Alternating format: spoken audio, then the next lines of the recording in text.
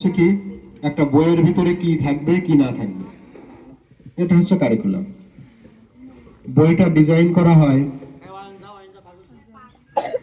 বিশিষ্ট শিক্ষাবিদ দ্বারা। শিক্ষাবিদ দিয়ে এই বইগুলো ডিজাইন করা হয়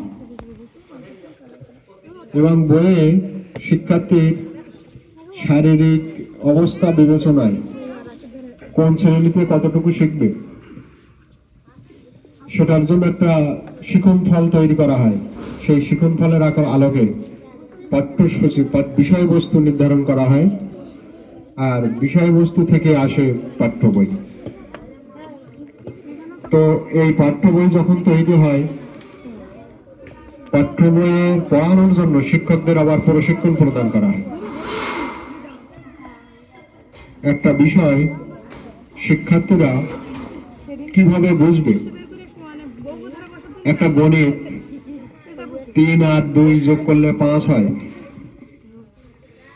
তাহলে 3 আর 2 খাতায় আমি লিখলাম 3 যোগ 2, হাতে গুনে 3 তারপরে 2। এই থিওরি হচ্ছে পুরাতন থিওরি, জগমত থিওরি।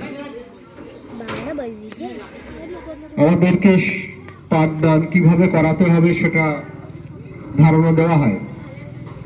3টা জিনিস, 3টা বল, বাস্তব উপকরণ নিয়ে 3টার সাথে আরো 2টা একসাথে এনে যোগের সংযোগ বিধি এইভাবে শেখানো হয়। সেজন্য আপনারা অনেক সময় দেখি কিন্ডারগার্টেনে শিক্ষার্থী ভর্তি পড়ান, সেখানে ড্রেস থেকে শুরু করে বই থেকে শুরু করে